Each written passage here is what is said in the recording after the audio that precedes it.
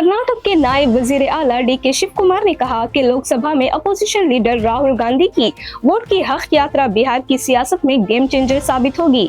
शिव कुमार का दावा है कि आने वाली असेंबली इंतखाबात में इंडिया ब्लॉक की हुकूमत बनाएगा। शिव कुमार ने अररिया, बिहार में मीडिया से बात करते हुए कहा कि ये यात्रा आम आदमी के इंसाफ और आईनी हक के लिए है। राहुल गांधी अपने लिए नहीं लड़ रहे। इन्होंने कहा कि बिहार के नौजवानों का जोश व खरोश गैर मामूली है, यहाँ तक कि ऐसा रद्द अमल इन्हें कर्नाटक में भी नहीं मिला था। शिव कुमार के मुताबिक पिछली बार इंडिया ब्लॉक थोड़े से फर्क से हार गया था, लेकिन इस बार वो जीतकर हुकूमत बनाएगा। इन्होंने ये भी कहा कि कांग्रेस हमेशा अपने वादे पूरे करती रही है।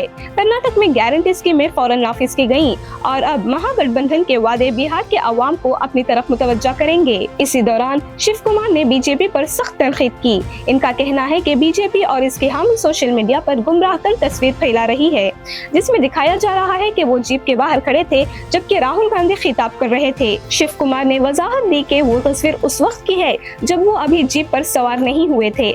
बाद में इन्होंने अपनी एक और तस्वीर पोस्ट की जिसमें वो राहुल गांधी के साथ जीप पर मौजूद है। शिव कुमार ने कहा कि बीजेपी वाले फोटो के एंगल, किसने किसे सलाम किया और कौन कहां खड़ा था, इन पर बहस कर रही है, लेकिन असल मसला यानी वोट चोरी पर बात नहीं कर रही। इन्होंने वाज़ेह किया कि इस तरह के प्रोपेगेंडे से कर्नाटक के वक़ार और अना पर कोई सवालिया निशान नहीं लगाया जा सकता।